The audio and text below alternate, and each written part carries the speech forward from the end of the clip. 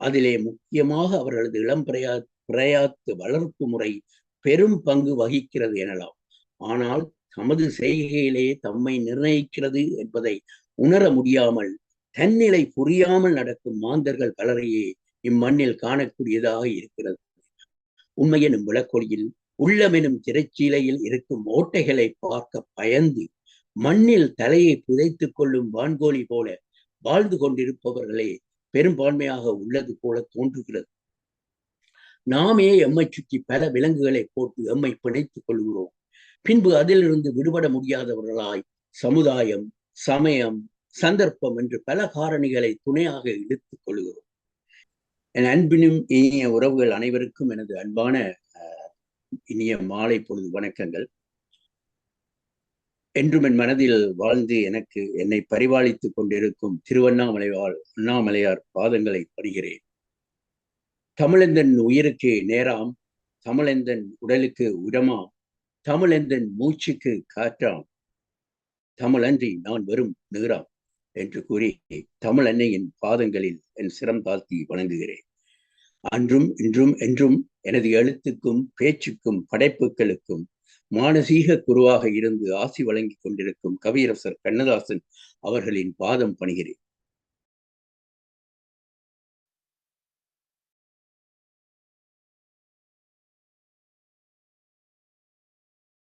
அனைவருக்கும் வணக்கம். இன்று திங்கட்கிழமை 9ஆம் தேதி மார்கழி மாதம் 2024ஆம் ஆண்டு.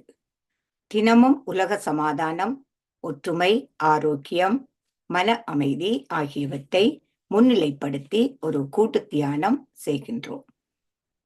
பிரித்தானிய நேரம் 9:30 மணிக்கும் 11 மணிக்கும் இரவு 8 மணிக்கும் தியானம் செய்கிறோம். ஐரோப்பிய நேரம் காலை 10:30 மணிக்கும் மதியம் 12 மணிக்கும் இரவு 9 மணிக்கும் தியானம் செய்கின்றோம். மற்ற நாடுகளில் இருந்து இணைந்து கொள்பவர்கள் பிரித்தானிய நேர கணிப்பின்படி இணைந்து கொள்ளுமாறு தாழ்மையுடன் கேட்டுக்கொள்கின்றோம்.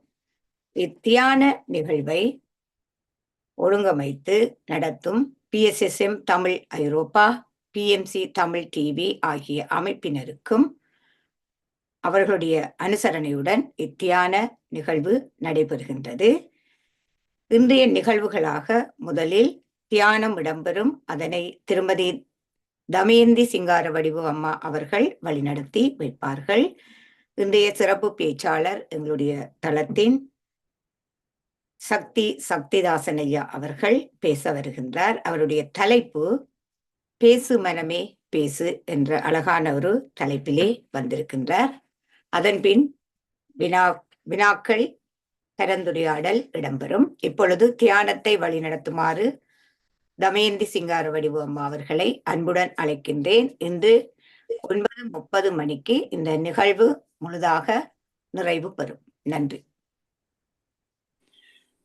நன்றி சிவாமோகன் மாஸ்டர். அனைவருக்கும் இனிய மாலை வணக்கம். இன்று 9ஆம் தேதி திங்கட்கிழமை மார்கழி மாதம் 2024ஆம் ஆண்டு. தியானம் செய்வதால் எங்கள் மனமும் உடலும் அமைதி அடைகிறது. எங்கள் மனம் எங்கள் வசமாகிறது.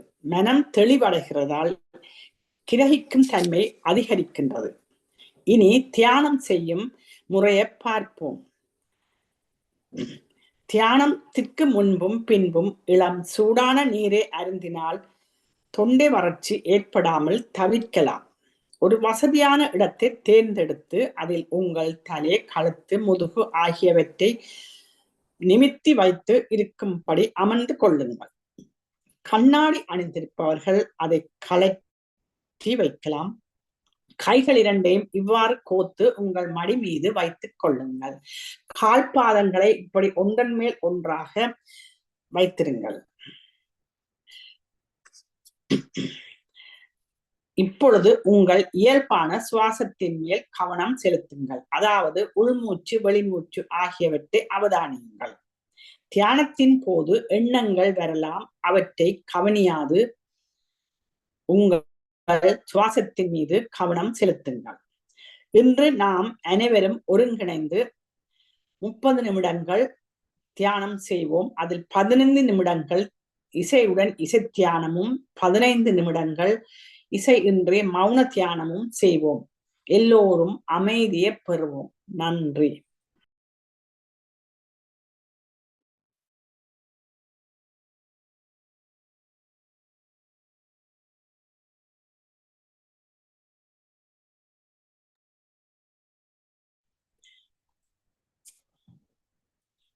மாஸ்டர்ஸ், இன்னும் 5 வினாடிகள் இருக்கின்றன. இப்பொழுது அனைவரும் உங்கள் இயல்பான நிலைக்கு வந்து உங்கள் கைகளை மெதுவாக பிரித்து கண்கள் மீது வையுங்கள். 5, 4, 3, 2, 1. இப்பொழுது எல்லோரும் கண்களை மெதுவாக திறந்து நாங்கள் அனைவரும் ஒருங்கிணைந்து ஒரு கூட்டு தியானம் செய்ததற்கு 30 வினாடிகள் தொடர்ந்து கைகளை தட்டி மகிழ்வோம்.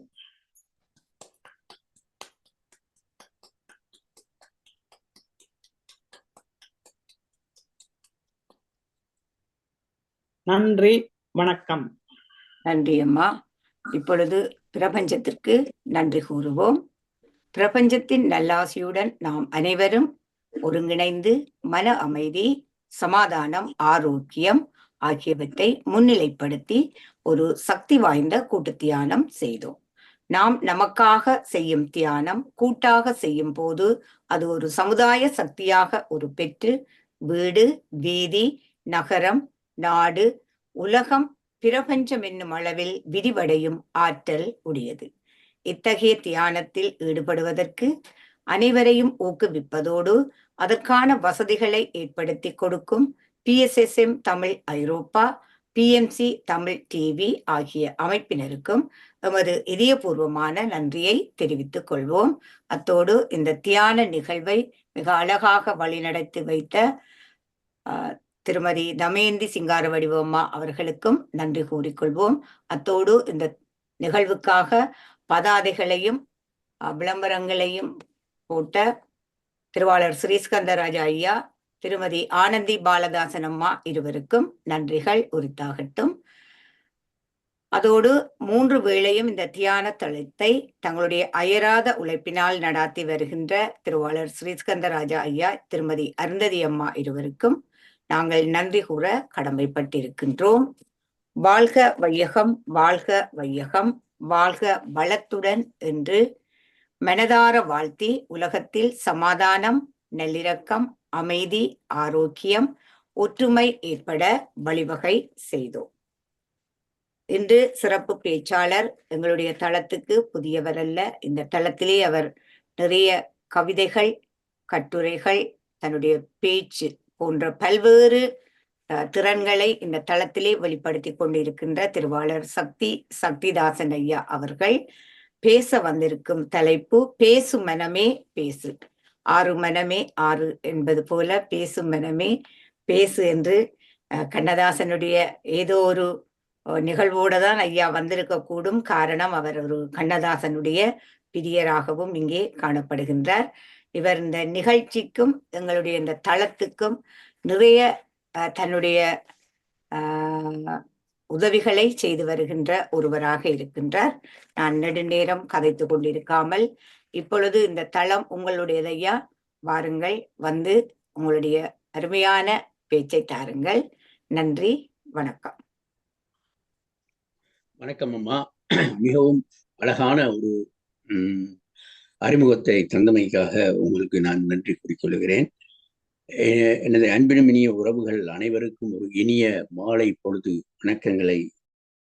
என் அன்பினும் இனிய உறவுகள் அனைவருக்கும் எனது அன்பான இனிய மாலை பொழுது வணக்கங்கள். என்றும் என் மனதில் வாழ்ந்து என்னை பரிபாலித்துக் கொண்டிருக்கும் அண்ணாமலையார் பாதங்களை பணிகிறேன். தமிழெந்தன் உயிருக்கு நேராம், தமிழெந்தன் உடலுக்கு உரமாம், தமிழெந்தன் மூச்சுக்கு காற்றாம், தமிழன்றி நான் வெறும் நீராம் என்று கூறி தமிழ் அன்னையின் பாதங்களில் என் சிரம் தாழ்த்தி வணங்குகிறேன். அன்றும் இன்றும் என்றும் எனது எழுத்துக்கும் பேச்சுக்கும் படைப்புகளுக்கும் மானசீக குருவாக இருந்து ஆசி வழங்கி கொண்டிருக்கும் கவியரசர் கண்ணதாசன் அவர்களின் பாதம் பணிகிறேன். போன மாதம் நவம்பர் 18ஆம் தேதி உங்கள் முன்னே உரையாற்றுவதாக இருந்தது. ஆனால் துரதிர்ஷ்டவசமாக பிரத்யேக காரணங்களினால் அன்று உரையாற்ற முடியாமல் போனது. மீண்டும் அண்ணன் ஸ்ரீகாந்த ராஜா இன்று, அதாவது 9/12/24 அன்று உரையாற்ற முடியுமா என்று கேட்டிருந்தார். முடியும் என்று ஏற்றுக்கொண்டேன். எல்லாவற்றின் பின்னாலும் ஏதோ ஒரு காரணம் உண்டு என்பதில் அசைக்க முடியாத நம்பிக்கை கொண்டவன் தான். இந்த சமயத்திலே வரும் எம் தந்தையின் திதி எப்போ என்று தேடும்போது என்னே ஆச்சரியம், அது இன்று 9/12/24 என்பதாக அமைந்தது. என்றுமே தன் மனதில் உள்ளவற்றை வெளிப்படையாக பேசும் எளிமையான பண்பினை கொண்ட என் தந்தையின் திதியன்று உங்களுடன் என் மனவோட்டத்தை பகிர்ந்து கொள்வது என்பது ஒரு பாக்கியம் அல்லவா? இன்று என் இனிய அன்பு உள்ளங்களோடு உரையாட எடுத்துக்கொண்ட தலைப்பு பேசு மனமே பேசு. இந்த தலைப்பு அதாவது என் மனதில் உள்ளவற்றை நான் உங்களுடன் பகிர்ந்து கொள்ளப் போகிறேன். இது ஒரு பெரிய ஆன்மீக அறிவாளியின் பேச்சோ, அன்று ஒரு ஞானியின் பேச்சோ, அன்று ஏதோ மெத்த படித்தவனின் பேச்சோ அல்ல. ஒரு பாமரன் தன் மனதில் உள்ள எண்ணங்களை, தன் சொந்தங்களுடன் கருத்துக்களை வெளிப்படையாக பரிமாறிக்கொள்ளக்கூடிய ஒரு நிகழ்வாக எடுத்து பேசு மனமே பேசு என்று என் உள்ளத்தில் இருப்பதை உங்களுடன் பேசுவதே எனது இன்றைய நோக்கம். என்ன தலைப்பு, எதை பற்றி சக்தி பேசப் போகிறான் என்று நீங்கள் சிந்தித்திருப்பீர்கள். இத்தலம் தியானத்துக்கு முக்கியத்துவம் கொடுக்கும் தலம். இங்கு இணைந்திருக்கும் அனைவரும் பல பின்புல பின்னணிகளை கொண்டவர்கள். தியானம் என்றால் என்ன? அலையும் மனதினை கட்டுப்படுத்தி அதை ஒரே நோக்கில் கொண்டு எமது ஆன்மாவின் குரலை கேட்பதே ஆகும். மனதினர் தொடர்ந்து ஏதேதோ எண்ணங்கள் எம்முடன் இடையாறாத உரையாடல்களை நடத்தி கொண்டிருக்கின்றது. அந்த உரையாடல்களின் சாரத்தை உங்களுடன் பகிர்ந்து கொள்வதே எனது நோக்கம். என் மன ஓட்டங்களை கொஞ்சம் சத்தமாக உங்களுடன் பகிர்ந்து கொள்ளப் போகிறேன். அது ஆங்காங்கே உங்கள் சிந்தனை சுழல்களை சுழட்டி விடும் என்று ஒரு சிறு நம்பிக்கையே எனக்கு ஊட்டச்சத்தாக இருக்கிறது. பாய்மர கப்பல் கடலிலே பயணம் போகிறது. அப்பாய்மர கப்பலின் பயணத்துக்கு காற்று இன்றியமையாது. ஆனால் காற்று அடிக்கிறது, பயணம் தானாக நடக்கும் என்று இருந்துவிட்டால் விளைவு என்ன? காற்றடிக்கும் திசையிலே பயணம் தொடங்கும். ஆனால் அது நாம் எந்த இடத்தை இலக்கு வைத்து பயணத்தை தொடங்குகிறோமோ அந்த இடமாக இருக்காது, இல்லையா? அப்படியானால் பயணம் எமது இலக்கை நோக்கி நடக்க வேண்டுமானால் அதிலே எமது பங்கு என்ன? எமது திறமையால் பாய்மரத்தை கட்டுப்படுத்தி அந்த காற்றின் வேகத்தின் துணை கொண்டு கப்பலை எமது இலக்கை நோக்கி செலுத்துவதே. பாய்மரம், கப்பல், காற்று என்ன இவன் உணர்கிறானே என்று சிந்திக்கிறீர்களா? இல்லை. எமது வாழ்க்கை பயணத்தை இந்த பாய்மர கப்பலின் பயணத்துக்கு கொஞ்சம் சத்தமாக ஒப்பிட்டு பார்த்து கொண்டேன். வாழ்விலே கஷ்டங்கள் ஏற்படுகின்றன. அந்த கஷ்டங்களை கண்டு மனம் தளர்ந்து உட்கார்ந்து விட்டால் கதி அதோ கதியாகிவிடும். பலரின் வாழ்விலே அவர்களின் முன்னேற்றத்துக்கு வழிவகுத்தது அவர்கள் அடைந்த கஷ்டங்களே. வாழ்க்கையில் ஏற்படும் சிக்கல்களுக்கு விடை தேடும் போதுதான் நமக்கு புது வழி பிறக்கிறது. புதிய கதவுகள் திறக்கின்றன, புதிய உணர்வுகள் ஏற்படுகின்றன. புதியதோர் அனுபவம் வாழ்க்கை புத்தகத்தில் புதிய அத்தியாயமாக இணைகிறது. பல வழிகளால் எமக்கு இடர்கள் ஏற்படுகின்றன. யாரை நாம் எமது சொந்தங்கள் என்று நம்பியிருந்தோமோ அவர்களே இடர்களை பிறப்பிக்கும் சம்பவங்கள் ஏற்படும். எப்படி அதை நாம் உள்வாங்கிக் கொள்கிறோம் என்பதிலேதான் எமது மனதின் அமைதியும் வாழ்க்கையின் பயணமும் தங்கியுள்ளது. இவைகள் எமக்கும் மேலே ஒரு சக்தி எமக்கு மற்றவர்களை பற்றி புரிய வைக்க தரும் அருமையான சந்தர்ப்பங்கள் என்று எடுத்துக்கொண்டால் அதற்கு ஒரு காரணம் தெரிகிறது. மனதுக்கு அமைதியும் கிட்டுகிறது. ஆமாம், வாழ்க்கையில் நமக்கு ஏற்படும் துன்பங்கள், துயர்கள், இடர்கள் காற்றை போன்றதே. ஐயோ காற்றடிக்கிறதே என்று அப்படியே உட்கார்ந்து விட்டால், ஆனால் அதே காற்றின் வீச்சுக்கு ஈடு கொடுத்து எமது வாழ்வெனும் பாய்மரத்தை எமது இலக்கை நோக்கி திருப்பிக் கொண்டால் அதே துன்பங்கள், துயரங்கள், இடர்கள் எம்மை வாழ்வில் முன்தள்ளிவிடும் காரணிகளாக அமைந்து விடுகின்றன. இடர்களையும் துயர்களையும் தாங்கி விடுவது அத்தனை சுலபமா? என்று என்னை பார்த்து பல கேள்விகள் எல்லாம். இல்லை, துயர்களை தாங்குதல் அத்தனை சுலபம் அல்ல. ஆனால் பக்குவப்பட்ட மனதினால் அவற்றை கொஞ்சம் இலகுவாக்க முடியும். எனது வாழ்வில் நடந்த பல செயல்கள் இதை அனுபவத்தின் மூலம் எனக்கு உணர்த்தி இருக்கின்றன. என் தந்தை உயிரோடு இருக்கும் காலங்களில் எனக்கு அழகாய் அளித்த அறிவுரைகள் அப்போது புளிக்கத்தான் செய்தன. ஆனால் அனுபவங்களின் வழி அவற்றை நானே உணரும் பொழுது அவர் சொன்ன வார்த்தைகளின் அடியே கோடிட்டு நின்ற ஆழமான உண்மைகள் எனக்கு நன்றாய் உரைத்தன. அதோ வாசல் தெரிகிறது என்று ஓடி போகும்போது அந்த வாசலை காட்டிய கதவு அடைக்கப்பட்டு விடுகிறது. ஐயோ, கதவு மூடிவிட்டதே என்று கலங்கி திரும்பும் போது சிறியதாய் ஒரு வெளிச்சம் மற்றொரு வாசலை காட்டுகிறது. அந்த வாசலினால் வெளியே வரும்போது புதிய பல உறவுகள் எம்மை வந்தடைகின்றன. தேங்கி நிற்கும் தண்ணீர் நதியாகி விடாது. ஓடுகின்ற நீரே மக்களுக்கு நன்மை பயக்கும் நதியாகி வாழ்கிறது. தேங்கி நின்று குட்டையாகி விடக்கூடாது என்பதற்காகவே சில நேரங்களில் சில வழிகள் அடைக்கப்பட்டு ஓடுவதற்காக எமக்கு நதி படுகை கிடைக்கிறது. வரும் இடர்களை தடைகளை கண்டு தளர்ந்து விடாதீர்கள். ஏனெனில் அதுவே உங்கள் வாழ்க்கை பயணத்தை செலுத்த உதவும் காற்றாகிறது. உங்கள் மனமெனும் பாய்மரத்தை கட்டுப்படுத்தும் அந்த தடையெனும் காற்றை துணையாக்கி உங்கள் வாழ்க்கை பயணத்தின் இலக்கை நோக்கி பயணமாகுங்கள். அதுவே நிச்சயம் வெற்றிக்கு வழிவகுக்கும்.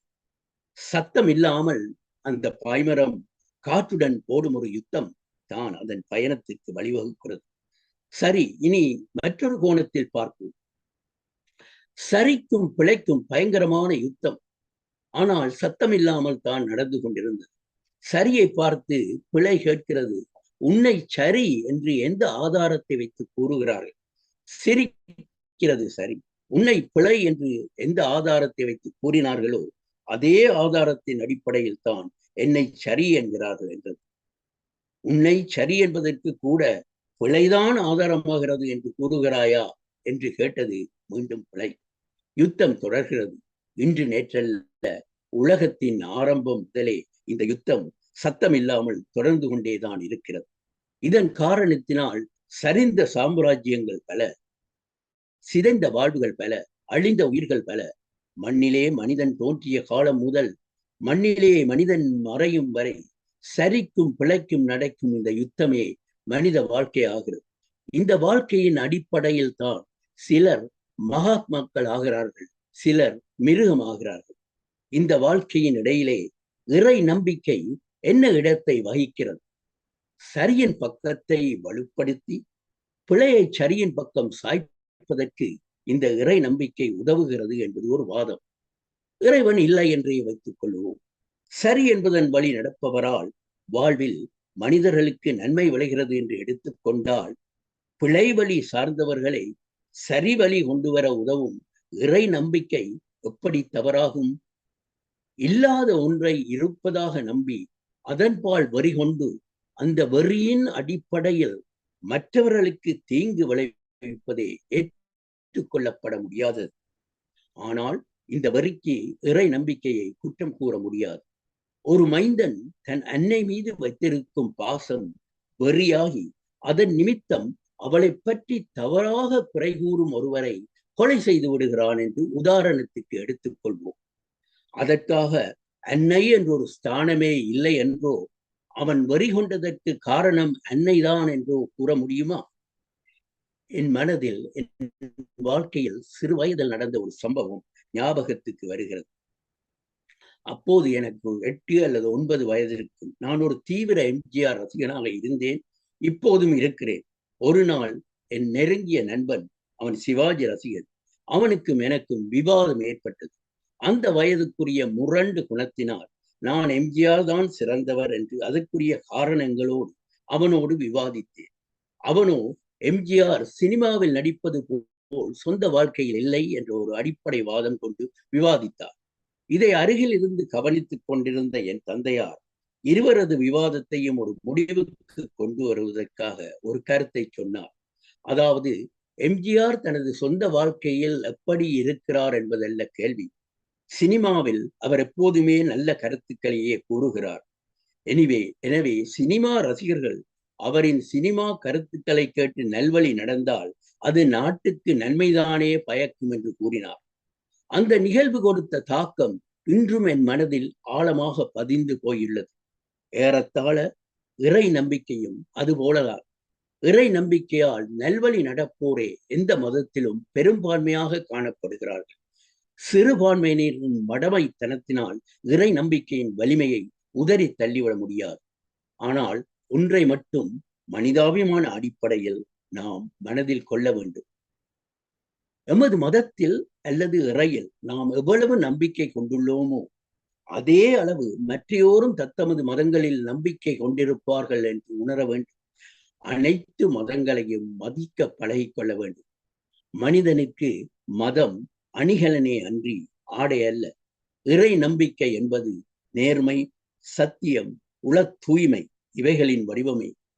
அன்பு நண்பர்களே, இது இறை நம்பிக்கைக்கான ஒரு ஆதரவு வாதம் அல்ல, என் உள்ளத்தில் நடக்கும் ஒரு சத்தமில்லா யுத்தத்தின் ஓசையை.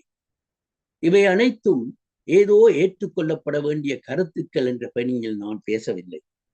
வளமை போல என் மனதில் துல்லிய எண்ணங்களை அன்பு நெஞ்சங்களுடன் பகிர்ந்து கொள்ளும் ஒரு சிறு முயற்சியே. தாயின் வயிற்றில் கருவாய் முகிழ்த்து 10 மாதங்களில் புவியில் ஜனனிக்கிறோம். அந்த ஜனனத்தின் முடிவு மட்டும் தெரியாமல் வாழ்கிறோம். இவை இரண்டுக்கும் இடைப்பட்ட காலத்தில் ஏதோ எம் வாழ்வு என்றுமே நிலைத்திருக்கும் என்று ஒரு நம்பிக்கையில் வாழ்வது போல வாழ தலைப்பட்டு விடுகிறோம். இதுதான் சராசரி மனிதரின் வாழ்க்கை.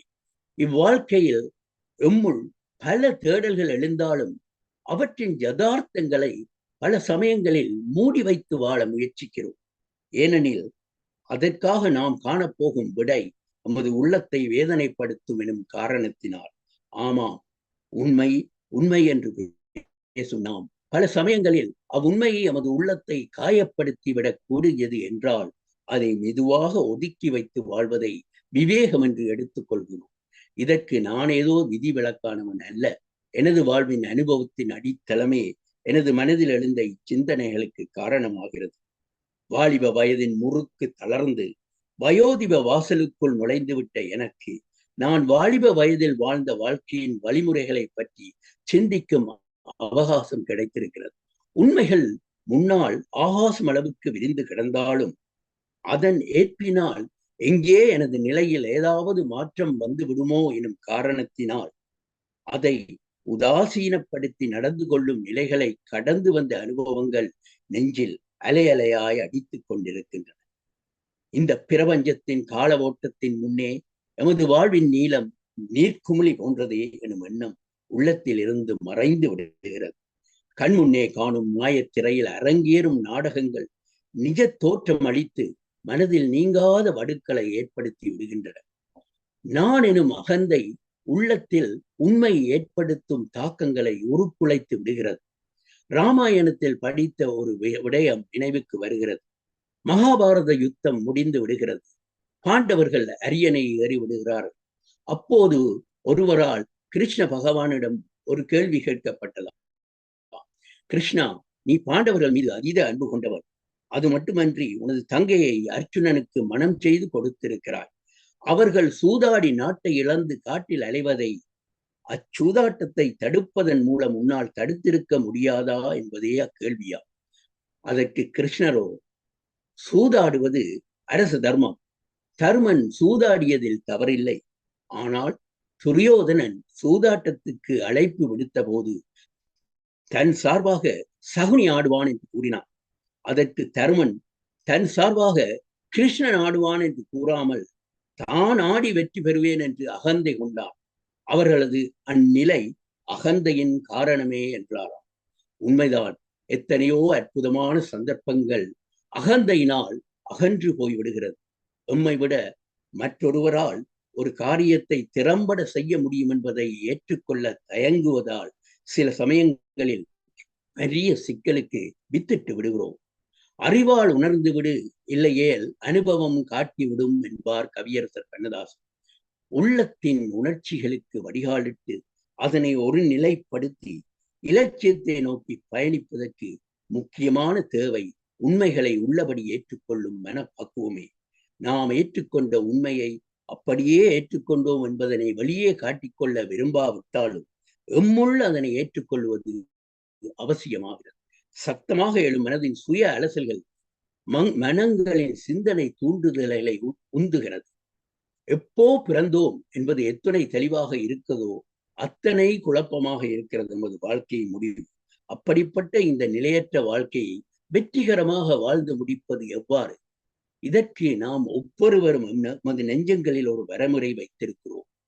ஆனால் எப்படியும் வாழ்ந்து விடலாம் என்ற எண்ணம் கொண்டவர்களும் மத்தியில் இல்லாமல் இல்லை.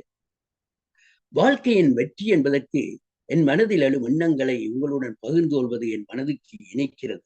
எண்ணங்கள் எழுத்துக்களாக பேச்சாக பரிணமிக்கும் போது மனம் ஏனோ கொஞ்சம் இலேசாகிறது. ஒருவர் தனது வாழ்க்கையை முழுவதுமாக வெற்றிகரமாக வாழ்ந்து முடித்து விட்டார் என்பதை எதை வைத்து அளவிடுவது? ஏனெனில் ஒருவரின் நிலை வாழ்வில் மற்றவரின் நிலையை போலிராது. பணத்திலே குளிக்கும் ஒருவர் வாழும் அதே நிலத்தில் கண்ணீரில் குளிக்கும் மற்றொருவர் இருப்பார். உணவுகளை அள்ளி எறிந்து விளையாடும் அதே சூழலில் குப்பை தொட்டியில் விழும் ஒரு ரொட்டி துண்டுக்காக தெரு நாய்களோடு சண்டையிடும் அதிர்ஷ்டமில்லாதோர் பலர் இருப்பார். இதுதான் வாழ்க்கையின் யதார்த்தம். இத்தகைய நிலையிலே அனைவராலும் வெற்றிகரமாக வாழ்ந்துவிட முடியுமா? அங்கேதான் முடியும் என்கிறது ஒரு கோண கருத்து. எப்படி?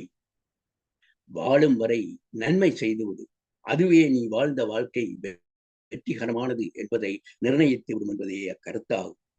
இங்கே பல கேள்விகள் புள்ளி விழுகிறது. தேவைக்கு அதிகமான செல்வத்தை உடைய ஒருவர் நன்மை செய்கிறோம் என்று எதையோ அடுக்கடுக்காக செய்யலாம்.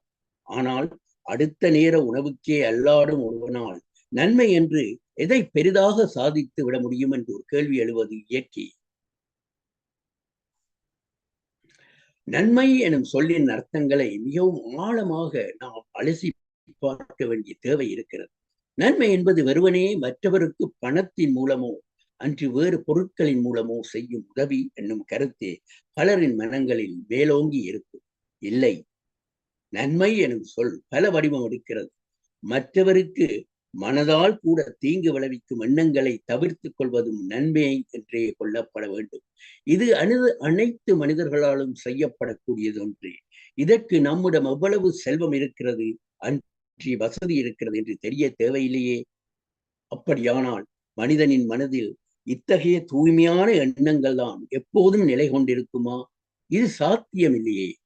எம்மை அறியாமல் சில வேளைகளில் ஆத்திர உணர்வுகளால் உந்தப்படும் போது மற்றோரின் மீது தீங்கான எண்ணங்கள் ஏற்படுவது சகஜம்தானே. பலரின் மனங்களிலே எழும் கேள்வி என் மனதிலும் எழாமல் இல்லை. ஆமாம், நானும் அத்தகைய நிலைக்கு ஆளாக்கப்பட்டிருக்கிறேன். ஏன் இன்னமும் ஆளாக்கப்படக்கூடும். அப்படியானால் நான் சொன்ன கருத்து வாழ்க்கை என்பது வாழும் வரையில் நன்மை செய்வது என்பது எவ்வகையில் பொருந்தும்? மனிதர்கள் எப்போதும் தூய்மையான எண்ணங்களை மட்டும் மனதில் கொண்டிருந்தார்களே ஆனால் அவர்கள் தெய்வீக நிலையை அடைந்து விட்டார்கள் என்பதுவே பொருள். அதனால்தான் கடவுள் மனிதனின் மனங்களிலேதான் இருக்கிறான் என்பது பொதுப்படையான கருத்தாக விளங்குகிறது. மனிதர்கள் என்னும் போது நிச்சயம் சமயங்களில் மனங்கள் நிலை தடுமாறுவது சகஜம். ஆனால் அப்படி நடக்கும் நிலைகளை மீள பரிசோதித்து நம்மை நாமே சுய விமர்சனம் செய்யும் தன்மையை அடைந்து விட்டோம். ஆனால் எமது பரீட்சையில் நாம் சித்தி அடைந்து விட்டோம் என்பதுவே பொருள். அத்தகைய நிலையில் மற்றோருக்கு தீங்கிழைக்காமல் வாழ்வது எனும் லட்சியத்தை அடையும் வேட்கையின் வெற்றியை அண்மித்து விட்டோம் என்றே பொருள் கொள்ள வேண்டும். அப்படியான வேட்கையை மனதில் வரித்துக் கொண்டு வாழ முயற்சிப்பவர்கள் அனைவரது வாழ்க்கையும் வெற்றிகரமான வாழ்க்கை என்பதுவே உண்மையாகும். அன்பு நண்பர்களே, நான் அனைத்தும் கற்று தேர்ந்தவன் எனும் பாணியில் அறிவுரை கூறவில்லை. வாழ்க்கை என்னும் பாடத்தில் பல அத்தியாயங்களையும் வாழ்க்கை பயணத்தில் இன்னும் பல அனுபவம் மயில்களையும் கடக்க வேண்டியவர். வாலிப வனத்தின் மமதையில் வாழ்க்கையின் யதார்த்த உண்மைகளை எடைபோட தவறியதால் பல தவிர்க்கப்பட்டிருக்கக்கூடிய இடர்களை அனுபவித்த அனுபவங்களுக்கு ஊடாக பயணித்து வெளிவந்தவன் நான்.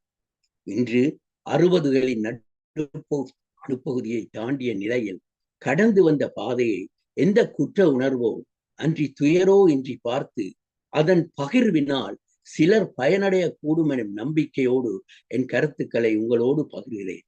என் மனதில் அனுபவங்களினால் எழுந்த என் எண்ணங்களை உங்களுடன் பகிர்ந்து கொள்வதன்றி வேறொரு நோக்கமும் இல்லை. அன்றைய எனதின் அறிவுக்கு எல்லை உட்பட்ட வகையில் நான் செய்தது சரியே. இன்று கால செதுக்கலினால் வடித்தெடுக்கப்பட்ட என் அறிவின் எல்லைக்குட்பட்ட வகையில் நான் செய்வதும் சரியே. எமது செயல்களே எம்மை நிர்ணயிக்கின்றன. மேலே நான் குறிப்பிட்ட வாசகத்தை நான் படித்தவுடனே அது எனது மனதில் பதிந்து கொண்டிருந்த ஒரு சத்தமில்லா யுத்தத்துக்கு வித்திட்டது. எத்தனை உண்மையான வாக்கியம்! நாம் எதை நிர்ணயிக்கிறோமோ அவையே எம்மை நிர்ணயிக்கும் காரணிகளாக மாறுகின்றன. எம்மை செதுக்கி அடுக்கும் பணியில் நமது கையில் இருக்கும் ஒளியாக நாம் நிர்ணயிப்பவர்களே செயற்படுகின்றன. ஆக மொத்தம் ஒவ்வொருவரும் தம்முடைய எதிர்காலத்தை ஆக்குவதோ சிதைப்பதோ அவர்களின் வாழ்க்கையை நோக்கிய பார்வையில் தான் இருக்கிறது.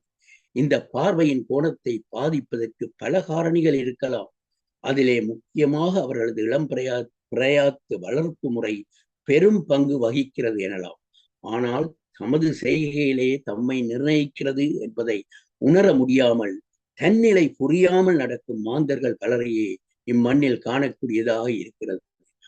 உண்மையெனும் விளக்கொலியில் உள்ளமெனும் திரைச்சீலையில் இருக்கும் ஓட்டைகளை பார்க்க பயந்து மண்ணில் தலையை புதைத்துக் கொள்ளும் வான்கோழி போல வாழ்ந்து கொண்டிருப்பவர்களே பெரும்பான்மையாக உள்ளது போல தோன்றுகிறது. நாமே எம்மை சுற்றி பல விலங்குகளை போட்டு எம்மை பிணைத்துக் கொள்கிறோம். பின்பு அதிலிருந்து விடுபட முடியாதவர்களாய் சமுதாயம், சமயம், சந்தர்ப்பம் என்று பல காரணிகளை துணையாக இழுத்துக் கொள்கிறோம். எனது நண்பன் ஒருவன் திருமணமாகி பல வருடங்களில் பின்னால் தனது திருமண வாழ்க்கை என்றும் தன்னை விடுவித்துக் கொண்டான். அவனது மன முறிவுக்கான காரணங்களை நான் ஆராய முற்படவில்லை. ஆனால் அந்த மன முறிவில் அவனுக்கிருந்த பங்கை அவன் உளசுத்தியுடன் ஏற்றுக்கொண்டானா என்பதே பெரிய கேள்வியாக என் முன்னே தொங்கிக் கொண்டிருந்தது. குழந்தை வளர்ப்பிலே எது சரி எது பிழை என்று மற்றவர்களுக்கு விளக்கம் கொடுத்து வருபவர்களின் சொந்த வாழ்க்கையில் நடக்கும் பல நிகழ்வுகளை பார்க்கும் போது அதிலே துல்லியமாக துளங்கும் உண்மை நெஞ்சில் ஆழமான தடயங்களை ஏற்படுத்தி விடுகிறது. சத்தமில்லா யுத்தமாக என் உள்ளத்தில் எழும் ஓலங்கள், கால நீரோட்டத்தில் காணும் உண்மைகள் எழுத்திலும் பேச்சிலும் பதிக்கப்பட வேண்டும் எனும் அளவிலா ஆதங்கத்தின் வழி பிறந்ததே ஆகும். என்னடா இவன் ஞானி போல ஏதோ தான் உண்மைகளை பேசுவது போல பேசுகிறேன் என்று என்னை பார்த்து எண்ணாதீர்.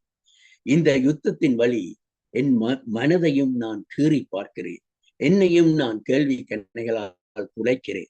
எங்கே வாழ்க்கை தொடங்கும், அது எங்கே வீதம் முடியும் என கேள்விகளை தொடுத்த கவியரசர் கண்ணதாசன் வாழ்க்கை சிறுகூடல் பட்டியல் தொடங்கி சிகாகோ நகரில் முடிந்தது. இதுவே உண்மை, இதுவே யதார்த்தம். ஒரு மனிதனுடைய கேள்வி தன்னில் ஆரம்பித்து தன்னில் முடியும் போதுதான் அது முற்று பெறுகிறது. வாழ்க்கையின் தேடலில் கூட அப்படித்தான்.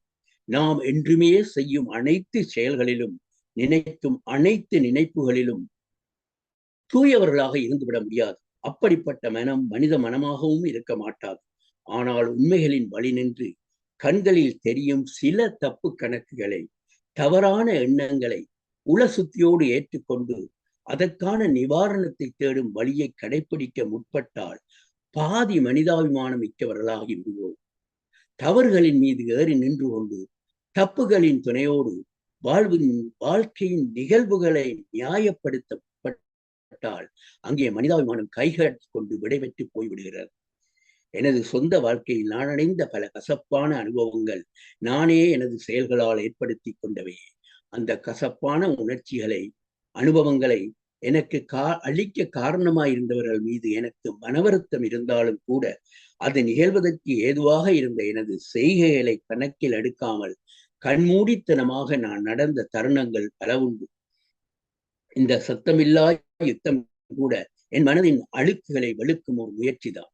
உள்ளத்தில் ஓயாமல் எழும் ஓலங்களுக்கு, கேள்விகளுக்கு ஒரு வடிகால் அமைத்து அதனை கருத்து எனும் தோட்டத்தை நோக்கி பாய்ச்ச பழகி கொண்டால் எந்த சபலத்தையும் சமாளிக்கும் மனத்தையும் உண்டாகும்.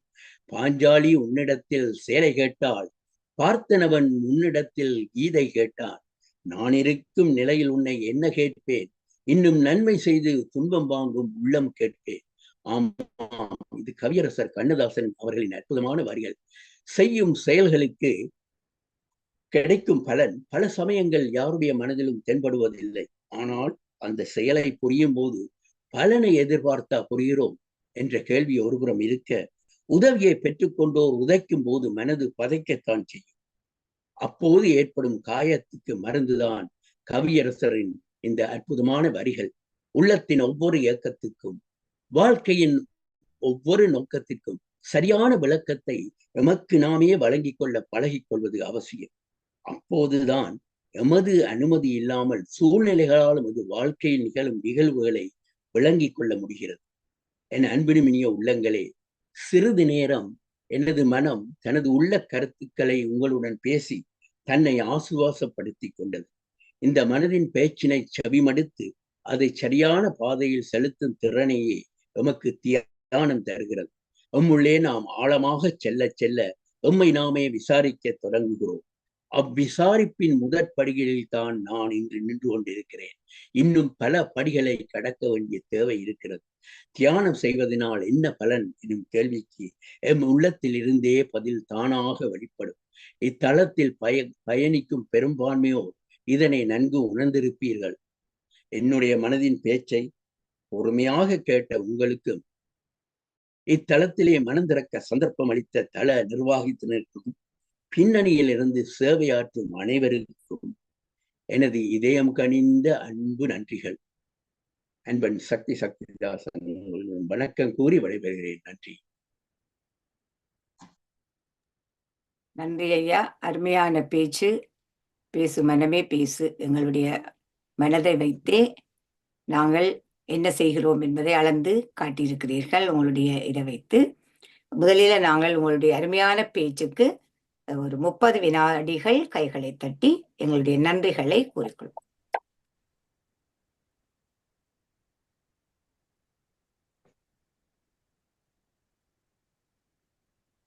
இந்த அருமையான பேச்சுக்காக நான் முதலில் அழைப்பது அருந்ததி அம்மா.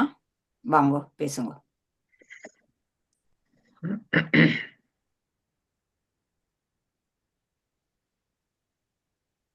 அனைவருக்கும் வணக்கம்.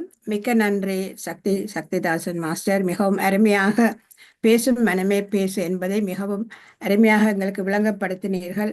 அதாவது நாங்கள் வாழ்க்கையில வாழும் போதே நல்லதை செய்ய வேண்டும் என்பதையும் கூறி இந்த தியானத்தின் மூலமாக எவ்வாறு நாங்கள் ஒவ்வொரு கேள்விக்கும் மறுமொழி கிடைக்கும் என்பதையும் மிகவும் சிறப்பாக எடுத்து கூறினீர்கள். கணக்கு பேர் கையெழுத்தினபடியால் எனக்கு அந்த சிவா பெரி ஐயா அவர்கள் ஒரு எழுதி அனுப்பினவர். அவர் சுயின காரணமாக வந்திருக்கின்றார். என்னால் பேச முடியாதபடியா என்னை அதை வாசிக்க சொல்லியிருந்தார். ஆனபடியா நான் ஒருக்கு அதை வாசித்த பிறகு மற்றவர்களை விடுவோம். தேங்க்யூ. தயவு செய்து எனது சார்பில் உங்களில் ஒருவர் பின் வருவதை அவர் பேச முன்பு அல்லது பேசியவுடன் சபையில் வாசிக்க முடியுமா? சக்திதாசன். நான் சமூக வலைதளத்தில் நேரில் கண்டு பேசாத உள்ளத்தில் நேர்மை கொண்ட ஒரு உத்தமன். இவரது சிறப்பியல் தமிழ் புலமையும் பாண்டித்தியமும் அல்ல. இளைஞர்கள் அறவழி வாழ்ந்து உலகில் ஒன்று கூடி வாழ வழிவகுப்பதே இவரது சிறப்பியல்பு. இந்த நோக்குடன் ஒவ்வொரு நாளும் உள்ளங்களை பண்படுத்த வல்ல நல்ல கருத்துக்களையும் கவிதைகளையும் படைத்து கொண்டிருக்கின்றார். இந்த படைப்புகள் எல்லோரிடமும் சென்றடைய உங்களால் இயலுமானவற்றை செய்ய வேண்டும் என்பது எனது பணிவான வேண்டுகோள். நன்றி.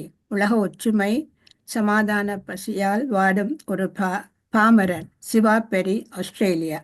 அவர் வந்திருக்கின்றார். ஆனால் சுயின காரணமாக பேச முடியாதபடியால் இந்த செய்தியை சக்திதாசன் மாஸ்டருக்கு எடுத்து கூற சொல்லி மற்றவர். நன்றி. உங்களுடைய இந்த கேட்டு என் உள்ளம் குளிர்கிறது, கண்களில் கண்ணீர் வருகிறது. நன்றி ஐயா. உங்களுடைய தளத்திலே நான் 1 or 2 முறையோ வந்து பேசி இருக்கிறேன். அந்த தளத்திலே நீங்கள் இளைஞர்களுக்காக ஆற்றும் பணியை கண்டு நான் வியந்திருக்கிறேன். நிச்சயம் உங்களுடைய உடல்நிலை சீக்கிரம் குணமாகி அதற்காக இறைவன் கூட இருப்பார் என்ற நம்பிக்கை எனக்கு எப்போதும் இருக்கிறது. உங்களுக்காக நாம் என்றுமே பிரார்த்தித்துக் கொண்டே இருப்போம். நன்றி ஐயா. அனைத்துக்கும் நன்றி. இப்பொழுது எங்களுடைய வைத்திய கலாநிதி நவரத்னம் ஐயா பேசுங்க. எல்லோருக்கும் வணக்கம். என்னை அழைத்ததுக்கு நன்றி சிவமோகனம்மா. இப்பொழுது சக்திதாசன் கவிஞருடைய பேச்சை நன்றாக கேட்டேன். அருமையான பேச்சு. அவர் சொன்னதில் சில விஷயங்கள் என்ன மனதை தொட்டது. ஒன்று, நமது பயணம் ஒரு ஒரு கப்பல், பாய்க்கப்பலில் போகும் பொழுது மாலுமி வேண்டும். இந்த மாலுமி தான் இறையருள் அல்லது நம்பிக்கை. அந்த மாலுமி இருந்தால் கப்பல் போக வேண்டிய இடத்துக்கு போகும். அதை விட எல்லா மதங்களும் ஒன்றுத்தான் கூறுகின்றன. அது வெவ்வேறு பாதையால் இறைவனை அடைய வழிவகுக்கின்றன என்றது நன்றாக பிடித்தது. மற்றது வாழ்க்கை நிலையில்லாதது என்றதே அதை பற்றி பேசினது மிக முக்கியமான விஷயம். மற்றது எல்லாருக்கும் நன்மை செய்கிறது அது மிக முக்கியமான விஷயம். அதுதான் நாங்கள் செய்யக்கூடிய, எவரும் செய்யக்கூடிய ஒரு தர்மம். மற்றது மற்றவர்களை மன்னிப்பது அல்லது கோபம் கொள்ளாமல் இருக்கிறதுக்கு ஜோர்சாமி சொன்ன விஷயம். ஒரு பொல்லாப்பும் இல்லை, எல்லாம் போக முடிஞ்ச காரியம் என்று எல்லாத்தையும் ஏற்றுக்கொண்டால் நாம் சண்டைக்கு போக மாட்டோம். மற்றது இந்த அவர் தன்னுடைய சொந்த அனுபவங்களை கூறி பல தத்துவங்களை வழங்கப்படுத்தியிருக்கிறார். எனக்கு நன்றி கூறி விரைவுகின்றேன். அவருடைய தகப்பனார் எனக்கு தெரியும், ஒரு நல்ல அறிவாளி. நன்றி. நன்றி ஐயா. நன்றி. நன்றி ஐயா, உங்களுடைய அருமையான கருத்துக்களுக்கு நன்றி. அடுத்து ஜேம்ஸ் அலிஸ்டன் ஐயா, ஜெர்மனியிலிருந்து. எல்லோருக்கும் வணக்கம் ஐயா. நிறைவானதொரு பேச்சு. ஆனால் இதிலே ஒரு 2 விடயங்களை நான் கையாளுகின்றேன். ஒன்று, மறைகள். அடிப்படை மறைகள் எல்லாமே ஒன்றுதான். ஜூத மறை, இஸ்லாம், கிறிஸ்தவம், இந்து மறை, சைவ சித்தாந்தம், அடிப்படை சித்தாந்தம் எல்லாமே ஒன்றுதான். நாங்கள் ஒரு சிலர் இதுதான் சரி என்று சொல்லி புறப்பட்டு மற்றவைகளை குறை கூறி மற்ற மனிதர்களையும் சேதப்படுத்துகின்றோம். ஆகையினாலே இதிலே ஒரு விடயத்தை நான் சுட்டி காட்டுகின்றேன். வாழும் வரை நன்மை செய்தல். என்னுடைய கருத்து வாழும் வரை மற்றவனுக்கு தீங்கு செய்யாமல் இருத்தல். இதைத்தான் இயேசுவினுடைய போதனையிலும் எங்களுக்கு தந்தது. நீ மற்றவருக்கு தீமை செய்யாதே என்றதுதான். அடிப்படையை நாம் தேடினால் எல்லா மறையும் அன்பைத்தான் தருகின்றது. அடுத்தது, உங்களை பேச வைத்தது யார் என்று சொன்னால் உங்களுடைய தந்தையும் மானசீகமாக இருந்து உங்களை பேச வைத்திருக்கிறார் என்ற அடிப்படை உண்மை புரிந்தவர்களுக்கு நன்றாக புரியும். அழகாக இருந்தது ஐயா உரை, செல்லக்கூடியதாக அது இருந்தது.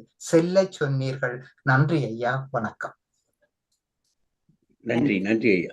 நன்றி, அருமையான கருத்து ஜேம்ஸ் ஐயா, உங்களுக்கு நன்றி. அடுத்து வைத்திய கலாநிதி ஜெகநாதன் ஐயா, பேசுங்க. நன்றி, அனைவருக்கும் வணக்கம். வழக்கம் போல சக்திதாசனுடைய தலைப்பும் பேச்சும் என்ற சிந்தனை குதிரையை தட்டி விடுறதான் இருந்தது. என்ன பேச போறேன் என்று யோசிச்சேன்.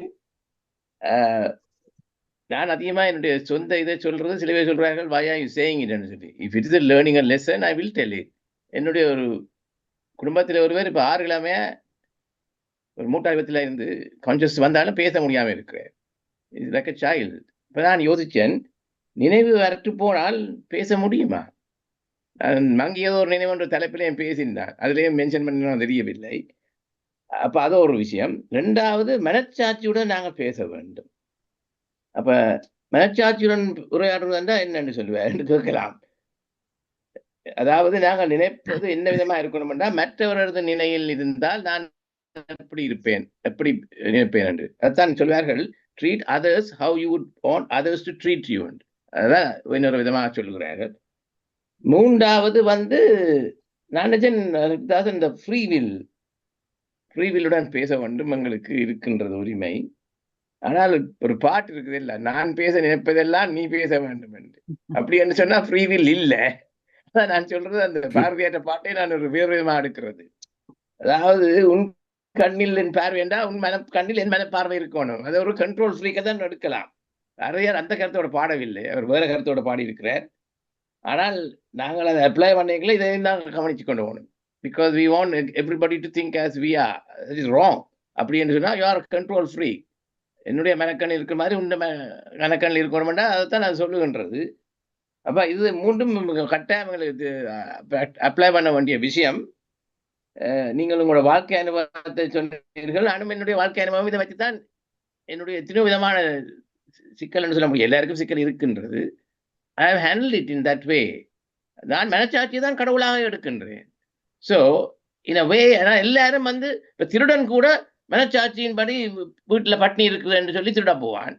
ஆனால் திருடு பறிபோறவன் நிலையிலிருந்து அவன் யோசிக்க வேண்டும். அப்படின்னு சொன்னா அவன் திருடனை விட்டு கையால் உழைச்சி சம்பாதிப்பான். இதான் அதில் இருக்க சூட்சுமம். எல்லாரும் அப்படித்தான் மனச்சாட்சியோடு. நீங்கள் சொன்னீர்களோ அல்லது வேறு யாரோ சொன்னாரோ தெரியவில்லை. இந்த மனம் வந்து நீங்கள் தான் சொன்னீர்கள், ஒரு நல்ல சமயம் என்ன ஒரு சூட்சுமா மனச்சாட்சியை திருப்பி விட்டும் மனச்சாட்சி மட்டுமில்லை உண்மையை புறக்கணித்து விட்டுடும். அந்த நாட்டியத்தில் தோற்றவள் மேடை கோணல் என்று சொல்வார்கள் சொன்னாவாம். அதேதான் இந்த பழம் புளிக்கும்ன்றதும் அதுதான். உண்மையை வேறு விதமாக மனம் திரித்து விடும். அதுதான் நான் அடிக்கடி சொல்றேன். இதுதான் இந்த ஆழ்மனத்தின் விளையாட்டு. அதை தான் நாங்கள் படித்தால் we will improve ourselves. நன்றி. நன்றி. நன்றி.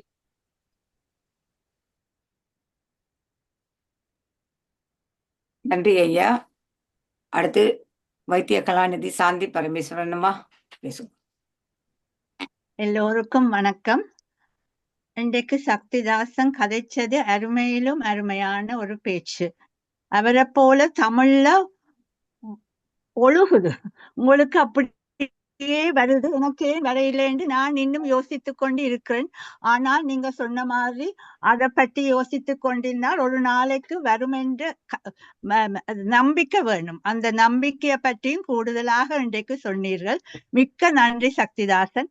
எனக்கு பிடிச்சது நீங்க அந்த எங்களோட பயணம் ஒரு கப்பல்ல ஒரு கட்டு மரத்துல போன மாதிரி ஒரு இலக்கத்தை நோக்கி ஒரு கோலோட போக வேணும் என்று சொன்னீர்கள். அது முழுக்கலும் உண்மை.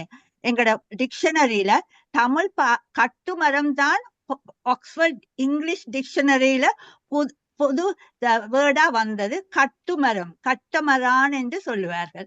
அதை வடிவாக சொல்லும் பொழுது எனக்கு அந்த நினைவும் வந்தது.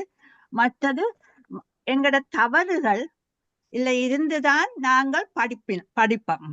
Failures are the pillars of success என்று சொல்லுவார்கள். நாங்கள் பிளவிட்டாலும் பரவாயில்லை, அதுல இருந்து நீ என்னதை கற்றுக்கொண்டேயோ அதுதான் உண்மை. அதையும் சொன்னீர்கள். அதோட இறை நம்பிக்கை வேணும் என்றும் சொன்னீர்கள். எனக்கு ஒன்றும் நன்மை செய்ய வேணும். Service to man is service to God என்று சொல்லுவார்கள். எனக்கு ஒன்றுமே இல்லை, உங்களை போல காசு இருக்குதா, காசு கொடுக்க என்று சொல்லுவார்கள். அப்படி தேவையில்லை. ஒரு அன்போடு ஒரு ஆளோட கதைக்கிறது, கம்பஷன், அதே காணும். ஒருக்க சிரிங்கோ, சிரித்தால் மற்றவர்களும் சிரிக்க வைப்பார்கள். அதுல அவளுக்கு நல்ல ஹோமோன்ஸ் என்று நல்ல உணர்வுகள் வருங்கள். அப்ப சிரிக்கிறதுக்கு காசு தேவையில்லை, அன்பை கொடுங்கோ, அதுதான் முக்கியம். அப்ப என்னுடைய மந்த்ராஸ் இந்த வாழ்க்கைக்கு see good in others, நல்லதை காண், be good, நீயும் நல்லதே செய், and do good, அதே காணும் என்ற நல்ல கருத்துக்களை வடிவாக தமிழ்ல சொன்னீர்கள். கேட்க கேட்க அழகாகவும் கேட்டுக்கொண்டே இருக்கும் போல இருந்தது சக்திதாசன். உங்களோட வைஃபும் வந்திருக்கிறார். நீங்க 2 பேரும் இப்பொழுது இந்தியாவில் இருக்கிறீங்கள் என்று யோசிக்கிறேன். அது தவறாயிருந்தால் மன்னிக்க வேணும். எங்கே இருந்தாலும் நீங்க நல்லாகவே இருங்க. மிக்க நன்றி. திரும்பவும் உங்களை சந்திக்க ஒரு சந்தர்ப்பம் வரும் என்று சொல்லிக்கொண்டு விடைபெறுகிறேன். மிக்க மிக்க நன்றி. நன்றி அம்மா. நாங்க ஒரு தவிர்க்க முடியாத காரணத்தினால் எங்களது இந்திய பயணம் ஒரு மாதம் தள்ளி போடப்பட்டிருக்கிறது. அடுத்த மாதம் ஜனவரி மாதம் தான் நாங்கள் இந்தியாவுக்கு செல்ல இருக்கிறோம். மற்றது நீங்கள் சொன்ன நான் ஒரு சிறிய உதாரணத்தை சொல்லுகிறேன். நான் பல வருடங்களாக இந்தியாவுக்கு நாங்கள் சென்று வருவது வழக்கம். ஒரு முறை பல வருடங்களுக்கு முன்பு நான் ஒரு மிகவும் இளமையாக இருந்த சமயத்திலே அந்த சேவை செய்வது என்பது பணத்தின் மூலம் மற்றவர்களுக்கு உதவி செய்வது என்ற ஒரு எண்ணம் என் மனதில் இருந்தது. அப்போது ஒருவர் எனக்கு சொல்லித்தந்த விடயம், இல்லை, நீங்கள் ஒரு முதியோர் இல்லத்தில் போய் ஒரு 10 முதியோரிடம் ஒரு அரை நாள் பொழுதை கழித்து அவர்களுக்கு பக்கத்தில் இருந்து அவர்களின் வாழ்வை பற்றி விசாரித்து அவர்களின் நலத்தை விசாரித்தீர்கள். ஆனால் அதுவே ஒரு மிகப்பெரிய சேவை. நீங்கள் ஒரு விதமான பணமும் நீங்கள் கொடுக்க தேவையில்லை. அவரது உள்ளத்திலே மகிழ்ச்சியை ஏற்படுத்துகிறீர்கள். அவரது நாளை திறமையாக மாற்றுகிறீர்கள். இப்படியாக மற்றவர்களிடத்திலிருந்து நாம் எத்தனையோ விடயங்களை படித்துக் கொள்கிறோம். அந்த படிப்பினை நமக்கு வாழும் வரை நன்மை செய்து அதுக்கு ஜேம்ஸ் அல்ஸ்டன் ஐயா அவர்கள் கூறியது போல மற்றவருக்கு தீங்கு செய்யாமல் இருப்பது கூட ஒரு நன்மையே. அந்த வகையில் கூட நாம் நன்மையுடன் செய்து வாழும் என்ற அந்த கருத்தை கூறி உங்களது அன்பான கருத்துக்கு நன்றிகளை தெரிவித்துக் கொள்கிறேன். நன்றி. சொல்ல மறந்து விட்டேன் சக்திதாசன். இன்று உங்களுடைய தகப்பனார் எங்க இருந்தாலும் நல்லா இருக்கட்டும் என்று நான் சாந்தி சாந்தி சாந்தி என்று வணங்கிக் கொள்றேன். உங்களுடைய தகப்பனார் நினைவுக்கு நன்றி. நன்றி அம்மா. அடுத்து மீரா நாகேந்திரன் அம்மா பேசுங்க. வணக்கம் எல்லா மாஸ்டர்ஸுக்கும். வணக்கம் சத்யதாசன் மாஸ்டர். மிகவும் அழகான ஒரு பேச்சை எங்களுக்கு தந்திருக்கீர்கள். அது எப்படி சொல்வதென்றே தெரியல. அவ்வளவுதான் நாங்கள் சந்தோஷமாக அனுபவித்துக் கொண்டிருந்தேன். இன்னும் நீங்கள் பேச வேண்டும் போலவே இருந்தது. அதாவது கூட தந்தையாருடைய திதி நாளன்று இன்றைக்கு கொண்டு வந்து நல்லொருண்டம் எல்லோரும் பகிர்ந்து கொண்டது மிகவும் மிகவும் நன்றி. அவருடைய ஆத்மாவும் சாந்தி அடைய வேண்டும். அதே நேரம் உங்கள் குருவாய கவிஞர் கண்ணதாசன் அவர்கள் தங்களோட பாடல் மூலம் இந்த தனது தத்துவ கருத்துக்களை கொட்டியிருந்தார். அது மாதிரி நீங்களும் இந்த உங்களோட வாழ்க்கை அனுபவங்கள் மூலத்தையும் அவருடைய பாடல் மூலம் எடுத்து வந்து எங்களுக்கு நிறைய அனுபவ கருத்துக்களை பகிர்ந்திருந்தீர்கள். மிகவும் நன்றி. அடுத்ததாக வாழ்க்கையில் விடும் தவறுகளை மனிதாவின் மூலம் எப்படி நாங்கள் திருத்தலாம் மன்றத்தின் சிறப்பாக கூறியிருந்தீர்கள். மீண்டும் வந்து நீங்க பேச வேண்டும் என்று கேட்டுக்கொண்டே இருக்கலாம் போல இருக்கு. மிகவும் நன்றி சக்திதாசன். நன்றி, மிக்க நன்றி.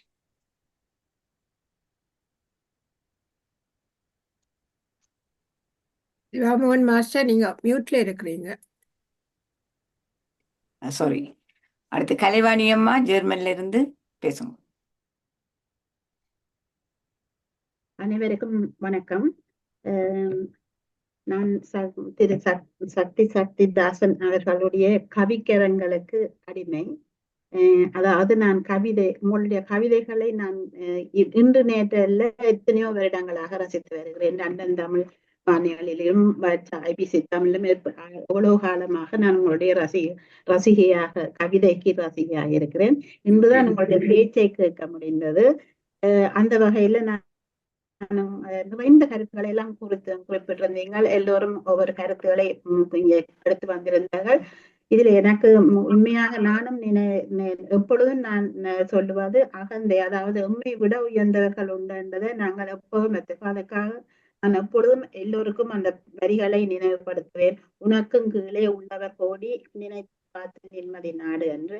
நாங்கள் எந்த விதத்திலும் அகந்தை கொள்ளாமலுக்கு இருக்கவும் ஆசைப்படாமல் இருக்கவும் மனம் கொண்டதுக்காக அந்த வரிகளை நான் எல்லோருக்கும் கூறுவேன். நீங்கள் பல கருத்துக்களை அழகாக உங்களுடைய சொந்த மனதிலிருந்து வந்த கருத்துக்களாக சொல்லியிருந்தாலும் எங்களுக்கு எல்லோருக்கும் அது நிறைந்த ஒரு வெற்றியை அறிவை தந்தது. மிக்க நன்றி. நீங்கள் இந்த ஸ்பீச்சை இன்றைக்கு எங்களுக்கு கொண்டு தந்ததுக்கு வாழ்த்துக்கள். நன்றி அம்மா. நன்றி. நன்றி அம்மா உங்களுக்கு. அடுத்து விஜயலட்சுமி ராமகிருஷ்ணா அம்மா பேசுங்க. ராமச்சந்திரன். அனைவருக்கும் அன்பார்ந்த வணக்கம். வணக்கம் சக்திதாசன் ஐயா. உங்களை நேர்ல கண்டு கதைச்சேன்னா அது மிக பெருமையா இருக்கிறது. உங்களின் கவிதைக்கு நான் அடிமை. உங்களின் முத்தான பின்னணியை பார்த்தேன். கவிஞர் வாலி, பாரதி, வைரமுத்து என்ற அத்தனை பேரையும் பின்னணியில் வைத்துக்கொண்டு எங்களுக்கு முத்தான கவிதை வரிகளை அள்ளி வழங்கிய உங்களை நான் பாராட்டுகின்றேன். உங்கள் கவிதை சொற்பொழிவுகள் மீண்டும் எங்களுக்கு தேவை. அருமையான கவிதைகளை அளித்தமைக்கு இத்தளத்தின் சார்பாக உங்களுக்கு நன்றி சொல்கின்றேன். நன்றி ஐயா. வணக்கம். நன்றி அம்மா. நன்றி. நன்றி நன்றி நன்றி விஜயம்மா. அடுத்து மைதிலி சக்திதாசன் அம்மா பேசுங்க. வணக்கம். வணக்கம் அனைவருக்கும். வணக்கம் சக்திதாசன் ஐயா. நல்ல ஒரு ஸ்பீச். நானுமே உங்களோட சேர்ந்துதான் ஃபர்ஸ்ட் டைமா கேட்கிறேன் இந்த ஸ்பீச்சை. நாங்க எப்போ அப்படித்தான் அவர் ஸ்பீச் எழுதாருன்னா அவர் தனியா தான் இது பண்றது. அவரோட ஸ்பீச்சை நான் இங்க உங்களை போல ஆடியன்ஸா இருந்தா ஃபர்ஸ்ட் டைம் கேட்கிறேன். அதே மாதிரி நான் ஸ்பீச் கொடுக்குறப்போ அவர் ஆடியன்ஸா இருந்தா பார்ப்பார். அதனால நல்ல அருமையான ஸ்பீச். நான் நிறைய கருத்துக்களை நீங்க சொல்லியிருக்கீங்க. அதுல வந்து இன்னும் முக்கியமானது எனக்கு கவர்ந்தது என்னன்னா, அந்த நாமே தான் நம்மளுடைய வாழ்க்கையில விலங்குகள் போட்டுறோம். அதாவது விலங்க போட்டு நமக்கே ஒரு லிமிட்டேஷன்ஸை கொண்டு வரோம். நமக்கு ஒரு எல்லையை கொடுக்குறோம். நம்ம அதை விட்டுட்டு நம்ம வந்து அது எப்படி கொடுக்குறோம், நம்மளுடைய எண்ணங்களாலேயே நம்மளுடைய ஜட்ஜ்மெண்ட் அந்த செயல்களால நம்ம வந்து ஒரு விலங்க போட்டுக்கிறோம். மற்றவர்கள் நம்மளுடைய அபிப்பிராயம் என்ன வச்சிருப்பாங்க அப்படின்னு சொல்லி போடுறோம். நம்ம அப்படி இல்லாம நம்ம வந்து ஒரே ஃப்ளோல இருந்தோம்னா, அந்த ஃப்ளோல நம்ம லைஃப், இந்த பிரபஞ்சம் நமக்கு இந்த கொடுத்த நம்ம இந்த உலகத்துக்கு வந்த காரணமே நம்ம ஒரு ஃப்ளோல நம்ம அனுபவங்களை பெறணும்னு தான். ஆனா அதுக்கு தடை போடுறதே நம்மவா தான் இருக்கணும். அப்ப அதுலதான் வந்து தியானம் வந்து நமக்கு ரொம்ப உதவியா இருக்குது. இந்த தியானம் பண்றப்போ நம்ம ஃபுல்லி அவேரா இருப்போம். அந்த அவேர்னஸ், நம்ம விழிப்புணர்வு அதிகரிக்கிறப்போ நம்ம வாழ்க்கையில நடக்கிற ஒவ்வொரு சின்ன நிகழ்வுகளுக்கும் அர்த்தம் தெரியும். ஏன்னா இந்த பிரபஞ்சத்துல நடக்கிற ஒவ்வொரு விஷயமுமே, ஒவ்வொரு உயிரினங்களோ கோள்களோ எல்லாமே வந்து ஒன்றை ஒன்று கனெக்டட் தான், சம்பந்தத்தோட தான் இருக்குது. அப்போ நமக்கு முன்னால ஒரு விஷயம் நடக்கிறது, நம்மகிட்ட யாராவது ஒரு வார்த்தை சொல்றாங்க அப்படின்னா அது வந்து எதேச்சையாக நடந்தது அல்ல. அது நடக்க வேண்டும் என்பது விதிக்கப்பட்டது, அவங்க பிளான்ல வந்தது. அங்க அப்படிங்கிற உணர்வு நமக்கு விழிப்புணர்வோடு இருக்கும்போது தான் அதை நம்ம வந்து கவனிப்போம். நம்ம அந்த சிங்க்ரனிசிட்டிஸ நம்ம கவனிக்கிறதுக்கு அந்த விழிப்புணர்வு தேவை. அந்த விழிப்புணர்வை கொடுக்கறதுக்கே இந்த தியானம் தான். அப்படி தியானம்லாம் பண்றப்பதான் நம்ம வந்து வாழ்க்கையை அப்படியே ஃப்ளோல கொண்டு போகலாம். அப்படிங்கிறது நீங்க அந்த விலங்கு நம்ம போடுறோம்னு சொன்னீங்க இல்லையா அந்த ஸ்பீச்ல, அப்ப எனக்கு அதுதான் தோணுது. நம்மளா போடுற அந்த விலங்க உடைக்கிறதுக்கு ஒரே வழி தியானம் தான் அப்படின்னு தான் எனக்கு தோணுது. ரொம்ப அருமையான பேச்சு. மிக்க நன்றி. நன்றி. நன்றி நன்றி நன்றி அம்மா. அடுத்து ஸ்ரீஸ்கந்தராஜா ஐயா, நீங்க பேசுங்க.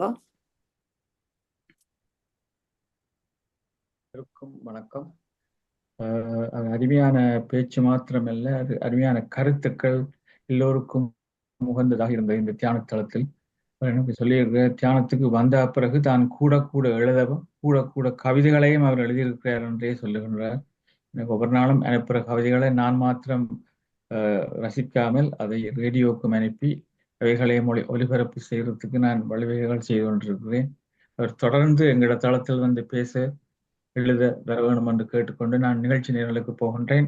அதாவது இன்று நாங்கள் 1305வது நாளாக செய்து கொண்டிருக்கிறோம். எங்களுடைய தியான நிகழ்வு தொடர்ந்து நடைபெற்று கொண்டு வருகிறது. 3 நேரமும் தியானமும் செய்து நாங்கள் அதோடு அருமையான பேச்சாளர்கள் வித்தியாசமான தலைப்பில் பேசால வருகிறார்கள். இன்று கூட அருமையான ஒரு பட்டிமன்றம் நடைபெற்றது, அருமையாக இருந்தது. அதே போல நாளைக்கு காலமே டாக்டர் மூர்த்தி அவர்கள் பேச இருக்கும் தலைப்பு உடம்பு மனம் ஆன்மா சித்தர் மாக்கம் என்ற தலைப்பில் பேச வருகிறார். மற்றது 11 மணிக்கு UK டைம் மகாகவி பாரதியும் மத நல்லிணக்கமும் என்ற தலைப்பில் ராஜமணி அவர்கள் பேச வருகிறார்கள். அதே போல நாளைக்கு இரவு 8 மணிக்கு யோகா நிகழ்ச்சி பூனம் ஷர்மாவுடைய இருக்கிறது. அதே போல டாக்டர் தயாளனுடைய பேச்சு வெனிஸ்டே 9:30 AM டயபிட்டிஸ் ப்ரிவென்ஷனை பற்றி பேசுகிறார். வெனிஸ்டே 11th டிசம்பர் 11 மணிக்கு UK டைம் ஒரு பட்டிமன்றம் இருக்கிறது, நடக்க இருக்கிறது. பாரதி கண்ட இந்தியா கனவானதா நனவானதா என்ற தலைப்பில் பேச வருகிறார்கள் 11 மணிக்கு வெனிஸ்டே 11th டிசம்பர். அதே போல வெனிஸ்டே 8 மணிக்கு 11ஆம் தேதி 8 மணிக்கு ராஜேஷ் பாலாவுடைய பேச்சு இருக்கிறது. அசிஸ்டட் டையிங் பில்லை பற்றி பேச வருகிறார். உங்களுக்கு தெரியும், அண்மையில் பார்லிமெண்டில் கதைத்தார்கள் டையிங் பில்லை பற்றி. அதை பற்றித்தான் அவர் பேச வருகிறார்கள். நன்றி, வணக்கம். நன்றி ஐயா. அடுத்து பாபு சண்முகநாதன் ஐயா, நீங்க பேசுங்க.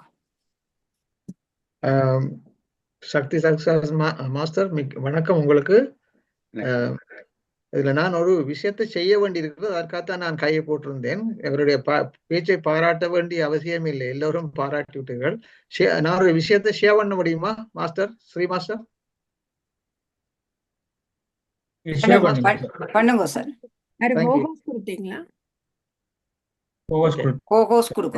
தேங்க்யூ. கொடுத்துட்டா.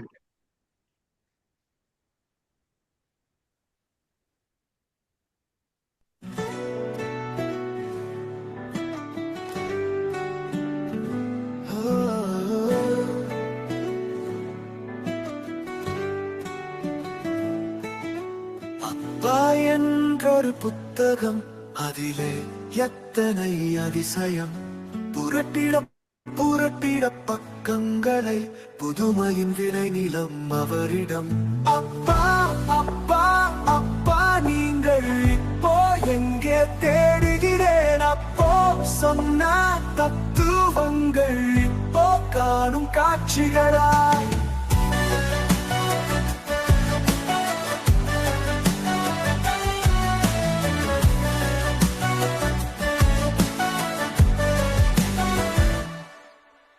வட்டுக்கோட்டை மண் வாசம், சுதுமலையின் கருவூலம், ஒன்றாயிணைந்து அவனியிலே சக்தி வேலாய் தவழ்ந்ததுவே. அப்பா அப்பா அப்பா நீங்கள் இப்போ எங்கே தேடுகிறேன். அப்போ சொன்ன தத்துவங்கள் இப்போ காணும் காட்சிகளாய்.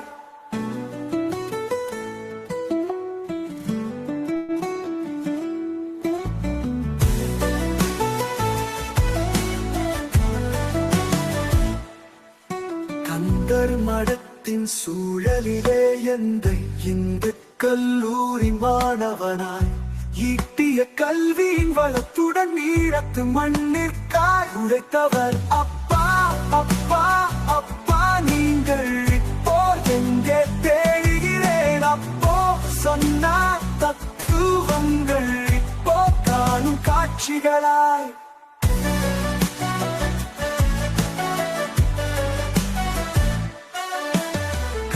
மடத்தின் சூழலிலே எந்தை இந்த கல்லூரி மாணவனாய், ஈட்டிய கல்வியின் வளத்துடன் ஈழத்து மண்ணிற்காய் உழைத்தவர். அப்பா அப்பா அப்பா நீங்கள் இப்போ எங்கே தேடுகிறேன். அப்போ சொன்ன தத்துவங்கள் இப்போ காணும் காட்சிகளாய்.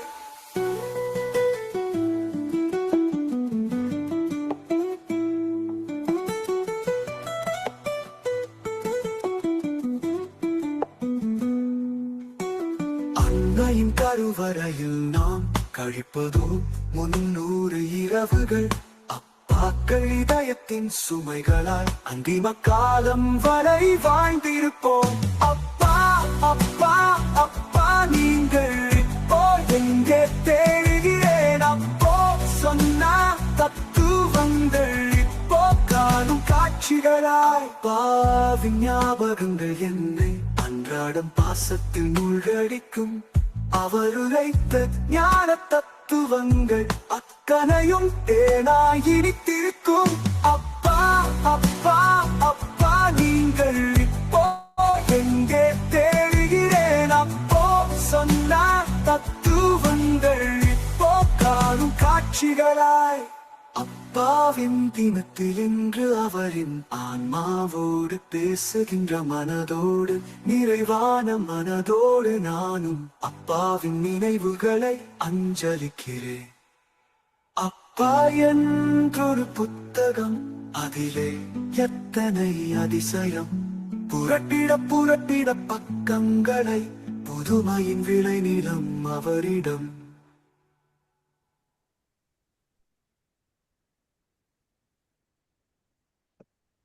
நன்றி சக்திதாசன் மாஸ்டர். இதை நீங்கள் எனக்கு நேரடியாக இதை அனுப்பியிருந்தீர்கள். இதை அதற்காக நான் இதை நிச்சயமாக நான் இதை எல்லோருக்கும் போட்டு காட்ட வேண்டும் என்று எனக்கு ஒரு மனதுக்குள் இன்று இருந்தது. அதற்காகத்தான் இந்த நேரத்தை நன்றி நன்றி ஐயா நன்றி. இதற்காக நேரத்தை தந்த சரித்திர மாஸ்டருக்கு நன்றியை தெரிவித்துக் கொள்கின்றேன். அதை விட பேச்சை பற்றி கூறப்போனால், நீங்கள் உங்களையே ஒரு செல்ஃப் ரியலைசேஷன் நீங்கள் செய்து கொண்டிருக்கிறீர்கள். டெய்லியாக உங்களோட உங்களோட இளைஞர்களுக்கு நீங்கள் எழுதும் எழுத்துக்களை பார்க்கும் பொழுது எங்களுக்கு தெரிகிறது, நீங்கள் உங்களையே செல்ஃப் ரியலைசேஷன் செய்து கொண்டு இருக்கின்றீர்கள். அதே போல நாங்கள் எல்லோரும் அதையே பின்பற்ற வேண்டும், நாங்களும் அதை பார்த்து பழகிக்கொள்ள வேண்டும் என்று நான் நினைக்கின்றேன். நிச்சயமாக அது எங்களுக்கு உதவும். அதை விட இறுதியாக உங்களுடன் 3 மணித்தியாலங்கள் நாங்கள் அன்று ஸ்ரீஸ்கந்தராஜா மாஸ்டர் பிறந்த தினத்தின் போது அவரை இல்லத்தில் உங்களை கண்டு உங்களுடன் அளவளவை கொண்டு இருந்த கிடைத்த சந்தர்ப்பத்தை நான் பெரும் பாக்கியமாக கருதுகிறேன். நன்றி நன்றி வணக்கம். நன்றி. அருமையான அந்த ஒளிநாடாவை எங்களுக்காக நீங்க ஒளிபரப்பியிருந்தீர்கள். தந்தையாருடைய நினைவு நாளிலே ஒளிபரப்பியது இன்னும் மிகவும் அழகாகவும் அன்பாகவும் ஆதரவாகவும் எல்லோருக்கும் ஆதரவாகவும் அது இருக்கின்றது என்று கூறிக்கொண்டு, அடுத்து வைத்திய கலாநிதி டாக்டர் சதாமனோ அம்மா, நீங்க பேசுங்க. அனைவருக்கும் வணக்கம். இன்றைய முக்கியமான தினத்தில் அருமையாக பாபு மாஸ்டர் இப்ப சிவாமோகன் சொன்ன மாதிரி அருமையான ஒரு வீடியோவை போட்டு உங்களுக்கு அது நன்றாக அதை பார்க்கக்கூடியதாகவும் இருந்தது, கவலையாகவும் இருந்தது பாடல் வரிகள். ஆனால் அது உண்மையான வாழ்க்கை தத்துவம் தான் அதில் அடங்கி இருக்கிறதெல்லாம். எவ்வளவுக்கோ நாங்கள் தேடுகிறது தான், கடந்த காலத்தை தேடிக்கொண்டுதான் பல சந்தர்ப்பங்கள் எல்லாருக்கும் இருக்கிறது, எல்லாருடைய வாழ்க்கையிலும். வழக்கம் போல அருமையான பேச்சு, பேசுமெனவே பேசுகின்ற தலைப்பில் அருமையாக உங்கள் மனதில் பதிந்திருந்த பல அருமையான கருத்துக்களை எங்களுடன் பகிர்ந்தமைக்கு மிக்க நன்றி. பலரும் கருத்துக்கள் பலர் பகிர்ந்து விட்டார்கள். நான் திரும்பவும் அதுகளையே கூற விரும்பவில்லை. சாட் பாக்ஸில் இருக்கிற கொஞ்சம் மெசேஜ் வாசிக்கிறேன். டாக்டர் சரஸ் சிவராமநாதன் மாஸ்டர் போட்டுக்கிறார், excellent speech, so well presented, thank you. Siva Peri Master, thank you. Jnana Yogaraja Master, thank you. Saktidasan Master, for your informative and your own experience talk. Please come again with your interesting talk. Sugendra Dharmakumar Master, Saktidasan Ayya, அருமையான பேச்சு, கவிதை வடிவில் உங்களுடைய பேச்சு அருமை ஐயா. Surya Maheswaran master, excellent speech. Sakthidasan master, thank you very much. மற்ற message வந்து அருந்ததி மாஸ்டர் வாழ்த்துட்டான், நான் அதை திருப்பி வாசிக்கவில்லை. நன்றி அம்மா. அடுத்து வைத்திய கலாநிதி நடராஜ ஜெகநாதன் ஐயா பேசுங்கோ. நாங்கள் நிறைவு செய்கின்ற நேரத்துக்கும் வந்து விட்டோம், பேசுங்க. நன்றி. நான் சுருக்கமாக சொல்லுவேன். முதலாவது இந்த அகந்தைக்கு மாற்று மருந்து வந்து வல்லவனுக்கு வல்லவன் வையகத்தில் உண்டு. இதுதான் சிறுபிள்ளையிலே படித்தது, அதுதான் அதுக்கு மாற்று. மற்றது இந்த விலங்குகள் என்று சொல்லியிருக்கல, இன்றைய காலையில் நடந்த பட்டிமன்றத்தில் இதை பற்றி நாங்கள் வெகுவாக இல்லை. சமுதாயம் தான் எங்களுக்கு விலங்குகளை நம்பிக்கைகளோ சடங்குகள் என்று சொல்லி விலங்குகளை பூட்டி வைத்திருக்கின்றது. அது பல விலங்குகள் பயனுள்ளதாக இருக்கின்றன, பலதுகள் மூட நம்பிக்கையின் மூலமும் விலங்குகளாக இருக்கின்றன. அப்ப அதுகளை தான் உடைத்தறிய வேண்டும். அதுதான் சொல்ல விரும்பினேன். காலையில பங்கு பெற்றவர்கள் அது அந்த கருத்தை எடுத்திருப்பார்கள் நம்புகிறேன். நன்றி. நன்றி நன்றி நன்றி ஐயா. அடுத்து வைத்திய கலாநிதி நவரத்னம் ஐயா பேசுங்க.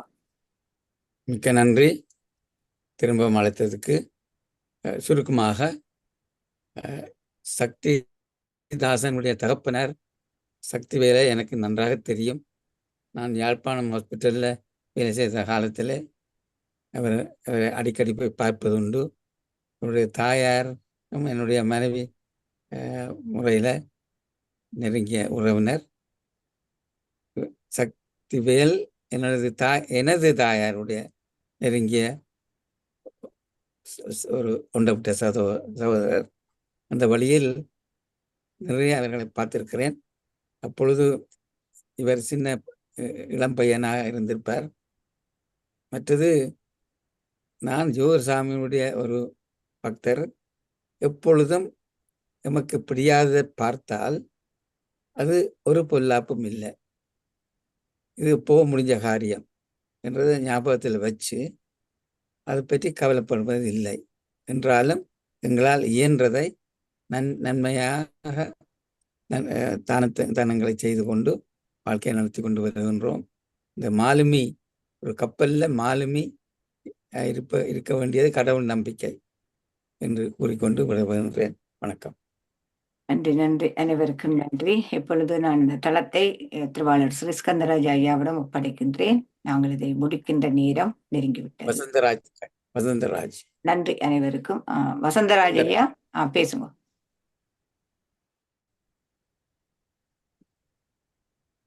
நன்றி, வணக்கம். என்னுடைய வீடியோ வந்து வேலை செய்யாத சிறிது காலமாக அது எனக்கு மிகவும் கஷ்டமா இருக்கின்றது வீடியோ. என்னாலும் நான் உங்களிடம் வந்து இந்த வீடியோ சொல்லி உங்களிடம் சொல்றேன். உண்மையிலேயே வந்து எங்களுக்கு சக்திதாசன் அவர்களுடைய பேச்சு வந்து மிகவும் அவருக்கு மட்டுமில்லை, எங்கள் எல்லோருக்கும் சக்தியை கொடுத்திருக்கிறது. உங்களுக்கு நீங்கள் அந்த பேருக்கு ஏற்ற மாதிரி நீங்கள் வந்து ஒரு மற்றவர்களுக்கு வார்த்தையின் மூலமாக சக்தி கொடுப்பவர்களாக இருக்கிறதுக்கு பார்த்து நான் இறைவனுக்கு நன்றி கூறுகின்றேன். என்று சொன்னா சலமோன் ராஜா என்று சொல்லி ஒரு பெரியவர் வந்து அந்த காலத்தில் எழுதி வச்சிருக்கிறார், ஜீவனும் மரணமும் நாவின் அதிகாரத்திலே இருக்கிறது. நீங்கள் கொடுக்கின்ற உங்களுடைய நாவு வந்து கொடுக்கின்ற அந்த இசையும் அந்த சக்தியும் அந்த கவிதையின் அழகும் எங்களுக்கும் அது சக்தியை கொடுக்கிறது. அது உண்மையிலே வந்து உங்களுக்கு இறைவனால் கொடுக்கப்பட்ட ஒரு வரமுண்டு தான் சொல்லலாம். முக்கியமாக சில விஷயங்கள் எங்கேயோ இருந்து எங்கேயோ வந்து கொண்டிருக்கின்றது. நீங்கள் உங்களுடைய அப்பாவுடைய இதை பார்க்கின்ற பொழுது இங்கே இருக்கின்ற ஒவ்வொருவருக்கும் இதில் இந்த தளத்தில் இருக்கிற ஒவ்வொருக்கும் ஏதோ ஒரு பலம் ஒரு சக்தி எங்கேயோ இருந்து வருகின்றது. காரணம் சுருக்கமாக சொல்ல போனால் தாய் தந்தையரிடம் அல்லது கிராண்ட் ஃபாதரிடம் இருந்து அங்கே இருந்து ஏதோ ஒரு ஊற்றோண்டு வந்து கொண்டிருக்கின்றது. அது என்பது வந்து எங்களுக்கு வடிவாக விளங்குகின்றது. அது வந்து உண்மையிலேயே அதான் உண்மையிலே அந்த அப்படிப்பட்ட பலம் வந்து எடுத்தவுடனே வருவதில்லை. பல காலங்களாக நீங்கள் வந்து படித்த அந்த தியாகங்கள், அந்த செயல்கள், அந்த மனதில் இருந்த உங்களுடைய ஊற்றுக்கள் அது இப்பொழுது பரிணாமம் எடுத்து எங்கள் எல்லோருக்கும் அதை நீங்கள் படித்து கொண்டிருக்கிறீர்கள். அதற்காக நான் இறைவனுக்கு நன்றி கூறுகின்றேன். நீங்கள் இப்பொழுது பேசிய பேச்சு உங்களுக்கு மட்டுமில்லை, உலக சமாதானத்துக்கே ஒரு சக்தியாக நீங்கள் விளங்குகிறீர்கள். என்று சொன்னால் உலக சமாதானம் தான் இன்றைக்கு வந்து எங்களுக்கு வந்து அது வந்து நாங்கள் ஒவ்வொருவரும் சமூகத்திலே வீட்டிலே நாட்டிலே செய்கின்ற அந்த தியாகங்கள் அந்த பேச்சுக்கள் அது இன்றைக்கு நீங்கள் இன்றைக்கு இலங்கைக்கே ஒரு பெரிய ஒரு முக்கியமாக மட்டுமில்லை, உலகத்துக்கு மட்டுமில்லை, இலங்கைக்கே நீங்கள் ஒரு பெரிய ஒரு உங்களுடைய கருத்துக்கள் வந்து சிங்கள மக்களுக்கும் போய் சேர வேண்டும். ஏனென்று சொன்னால் எல்லோருக்கும் அதை போய் எல்லா மொழியிலும் அதை வந்து நாங்கள் உண்மையிலே உற்று வாங்க வேண்டும். மிகவும் நன்றி. அதிகாலையில் எனக்கு இந்த சிட்னியில இருந்து இந்த இப்படிப்பட்ட ஒரு பேச்சை கேட்பதற்கு மிக நன்றி சொல்கிறேன். இந்த தளங்களை வளர்த்து கொண்டிருக்கின்ற அந்த திரு சுகந்தராஜா தம்பதிகளுக்கு நன்றியை கூறி விடைபெறுகின்றேன். நன்றி, வணக்கம். நன்றி ஐயா, நன்றி. உங்களுடைய அன்பான வார்த்தைகளுக்கு நன்றி. நன்றி வசந்தராஜ் மாஸ்டர். நீங்க கருத்தை சொல்ல வலிக்கிட்டா நீங்க பேச வலிக்கிட்டுருவீங்க. நான் உங்களுக்கு ஒரு டேட் தரேன், இதை மாற்றப்படாது. அதாவது Thursday 16th January 7 AM Sydney time வந்து நீங்க பேச வேணும். அரை மணித்தாலும் நோட் பண்ணி வைங்க. திருப்பி சொல்லி கொண்டிருக்கலாது என்ன தலைப்பிலே பேச போறீங்க. உங்களுக்கு அரசியலும் நல்லா விருப்பமா இருக்குது, தியானமும் விருப்பமா இருக்கு, உங்களுக்கு திருவள்ளுவர் விருப்பமா இருக்கு, வேற ஜீசஸ் கிரைஸ்ட் விருப்பமா இருக்கு, வேற எல்லாரையும் சேர்த்து ஒரு அரை மணித்தியாலத்துக்கு ரெடி பண்ணுங்க. உங்களுக்கு டைம் தந்திருக்கிறேன். 16 January Thursday at 7 AM. ஆன்சரே காணையில எங்க யாரை காணவே இல்லை. 16